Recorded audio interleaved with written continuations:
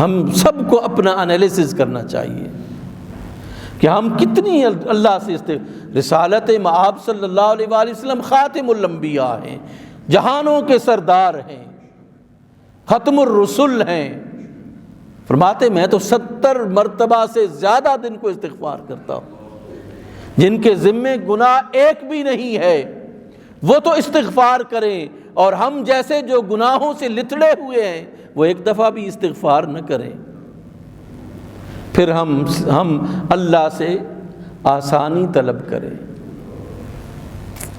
پھر ہم اللہ کے راستے کو چھوڑیں تو کیسے ممکن ہے کہ وہ ہمیں معاف فرما دے گا؟ وہ بڑے بڑوں کو اس نے معاف فرما دیا۔ جب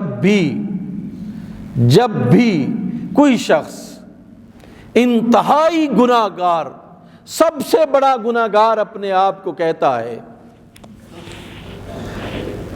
سب سے بڑا گناہگار اپنے آپ کو کہتا ہے، تو وہ اللہ کے پاس جب جاتا ہے اور مغفرت طلب کرتا ہے، آپ اپنے والدین سے ذرا معافی مانگیں، اپنے بڑے بھائی سے بہن سے معافی مانگیں، وہ کہے گا کہ دل نہیں کر رہا، تو نے میری یہ گستاخی کی ہے، تو نے مجھے یہ کہا ہے، تو نے مجھے وہ کہا ہے، میں تمہیں معاف نہیں کر سکتا۔ بار بار اس کے پاس جانا پڑتا ہے، والدین کو منانا پڑتا ہے، اپنے بھائیوں کو منانا پڑتا ہے، اپنی بہنوں کو منانا پڑتا ہے۔ اللہ سبحانہ و تعالی جس نے ہم سب کو تخلیق کیا، مجھے تخلیق کیا، میری ماں کو، میرے والد کو، میرے بھائیوں کو، میری بہنوں کو تخلیق کیا ہے، وہ فرماتا ہے کہ تمہیں بار بار میرے پاس آنے کی ضرورت نہیں، تم نے 1000 بار نافرمانی کی، صرف ایک بار دل سے توبہ کر دی تو میں تمہیں معاف فرما دیتا ہوں، میں تمہیں معاف فرما دیتا ہوں۔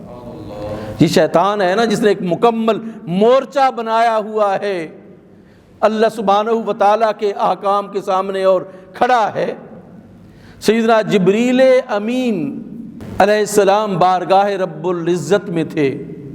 یہ ہے کہ جو اتنا بڑا اللہ کا دشمن، جو اس کی عبادت سے، جو رب سے دور کرتا ہے، جبریل امی کو اللہ سبحانہ و تعالیٰ نے ارشاد فرمایا کہ اس نے میری نافرمانی کی، وعزتی وجلالی، مجھے میری عزت کی قسم ہے، میرے جلال کی قسم ہے، مجھے ایک دفعہ بھی یہ مجھ سے معافی مانگ لیتا تو میں اسے معاف کر دیتا، میں اسے معاف کر دیتا، جتنا بڑا کوئی گناہگار کیوں نہ ہو۔ اللہ سے جب مغفرت طلب کرتا ہے تو پھر اللہ سبحانہ و تعالیٰ اسے معاف فرما دیتا ہے۔ دیکھیے نا، ہم نے بہت ساری چیزوں کو اپنایا ہوا ہے۔ 2 چیزوں کے بارے میں اکثر کہتا ہوں کہ ہمارے اندر دعا کا کلچر ڈیولپ نہیں ہو سکا۔ میں ایک مسلمان کو ہر موقع پر اللہ سے دعا کرنی چاہیے۔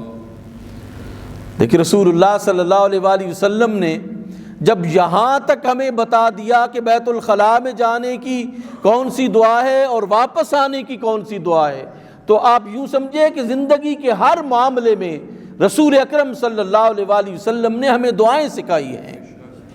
کیا ہم نے وہ دعائیں سیکھی ہیں؟ نہیں سیکھی ہم نے۔ ہم بالکل بے بہرا ہیں ان چیزوں سے۔ جو اللہ کی رضا عطا کرتی ہیں جو چیزیں، وہ دعا ہے۔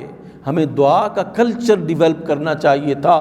اپنے معاشرے میں چھوٹا بڑا اللہ سے مانگ رہا ہوتا، ہر وقت اللہ سے لو لگا کے بیٹھا ہوتا کہ اللہ مجھے معاف فرما دے، اللہ مجھے معاف فرما دے۔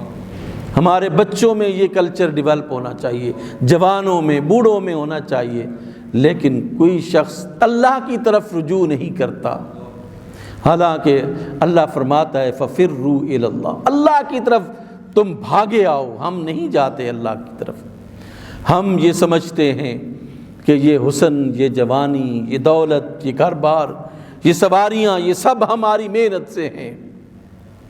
آپ اپنی ہی زندگی میں دیکھ چکے ہیں، میں اپنی زندگی میں دیکھ چکا ہوں کہ بہت سارے افراد ہمارے عزیز و اقارب اور دوست احباب میں سے زندگی پوری اسٹرگل میں گزر جاتی ہے، وہ نعمتوں سے محروم ہوتے ہیں۔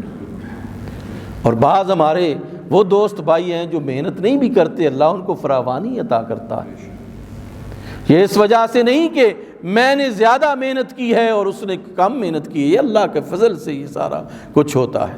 جب وہ اتنا فضل فرماتا ہے تو کیا ہماری یہ لگن نہیں ہونی چاہیے کہ میں ہر وقت اپنے رب کو یاد کروں گا، اپنے رب کا ذکر کروں گا، جب بھی کوئی گناہ ہو جائے تو اس سے مغفرت طلب کروں گا۔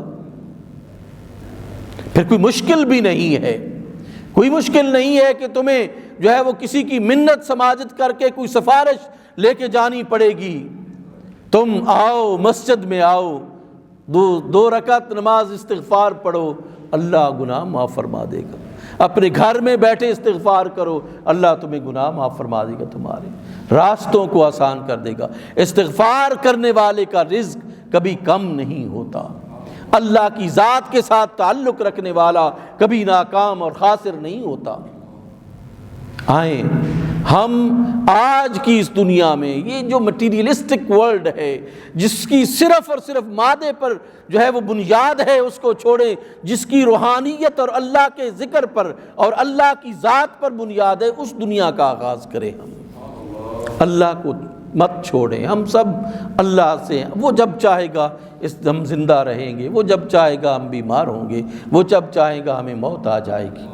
جب سب کچھ اسی کی چاہت سے ہوتا ہے تو پھر اسی کی چاہت کے ساتھ ہم زندگی گزاریں، اسی سے محبت کریں اور اس کے فضل و کرم اور احسان کے ہمیشہ ملتجی رہیں۔